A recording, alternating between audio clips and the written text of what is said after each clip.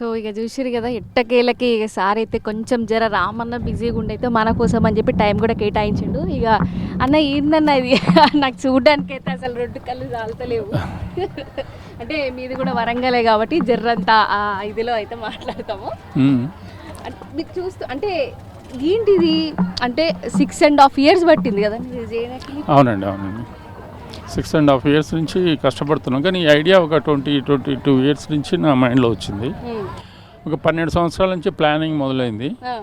అయిన తర్వాత ఫిజికల్గా స్టార్ట్ చేయడం అనేది ఒక 6.5 years అయింది.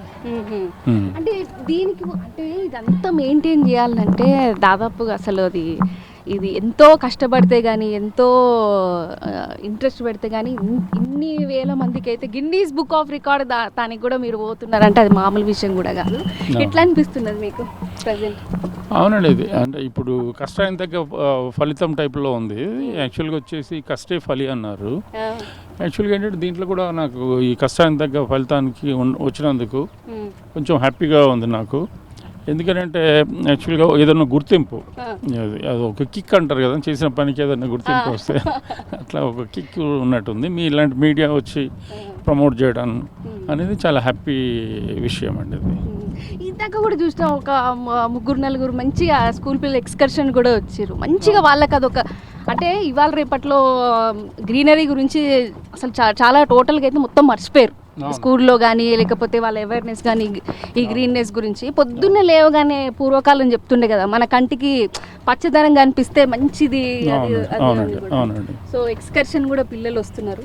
అవునండి, ఇవాళ వచ్చేసి దాదాపు ఒక 500 వచ్చారు. 500 మంది వరకు వచ్చారు పిల్లలు కూడా. అంటే ఏంటి అంటే ఇది అంతా ఏంటి అసలు ఎక్కడెక్కడి నుంచో ఎక్స్పోర్ట్ ఇంపోర్ట్ అవుతూ ఇవంతా ఎట్లా చేస్తున్నారన్న మీరు అసలు? ఇది ఏంటంటే అదే మనం ఏంటంటే ఒక ఎయిమ్ కింద పెట్టుకొని చేస్తున్నామండి. ఇది యాక్చువల్గా ఏంటంటే మనము పుట్టాము, పెరిగాము, ఏదో సంపాదించాము, తర్వాత ఇప్పుడు ఒకసారి పోవాల్సిన సిచ్యువేషనే. అలా కాకుండా మనం పోయిన తర్వాత కూడా ఏదైనా ఒక గుర్తింపు అనేది ఉండాలా. ఒక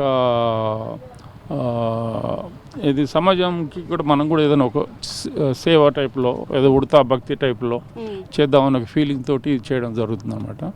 యాక్చువల్గా ప్రతి ఒక్కరూ దీని గురించి ఆలోచించాలండి. యాక్చువల్గా ఇప్పుడు మన దగ్గర చాలా కష్టపడతారు, సంపాదిస్తారు, పిల్లలకి ఇద్దామని చెప్పేసి ఓకే ఎంతో కూడబెట్టి ఇది ఇక్కడ కూడబెట్టి ఆడ కొన్ని రకాలుగా రకరకాల మార్గాలు సంపాదిస్తారు. చివరికి అంతా కూడబెట్టి పిల్లలకి ఇస్తారు. ఇప్పుడు పిల్లలకు మెయిన్ ఇంకొక విషయం అనేది అసలు మర్చిపోతున్నారు. ఏంటంటే మేజరు హెల్త్. ఇప్పుడు హెల్త్ బాగుండాలంటే ఎన్విరాన్మెంట్ బాగుండాలి. ఈ ఎన్విరాన్మెంట్ బాగుండాలంటే మనం చెట్లు నాటాలి. ఇప్పుడు అదెందుకు మర్చిపోతున్నారో నాకు అర్థం కాదు. ఇప్పుడున్న పరిస్థితి చూస్తుంటే మనం కూర్చున్న చెట్టును మనమే కట్ చేసుకున్న టైప్లో అనిపిస్తుంది నాకు. ఇప్పుడు మన హైదరాబాద్లో ఉన్న వాళ్ళు 27 సిగరెట్ తాగేంత పొల్యూషన్ పీలుస్తున్నారంట. అదే ఢిల్లీలో ఉన్నవారు దాదాపు 60 సిగరెట్లు తాగే పొల్యూషన్ పీలుస్తున్నారు.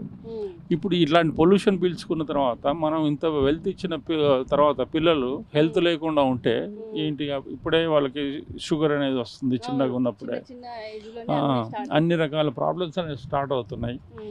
ఇప్పుడు హెల్త్ లేని వెల్త్ ఎందుకు అనే యాంగిల్లో ప్రజలు ఎందుకు ఆలోచించరు, గవర్నమెంట్ ఎందుకు ఎడ్యుకేట్ చేయదు అనేది నాకు చాలా విచిత్రంగా అనిపిస్తుంది.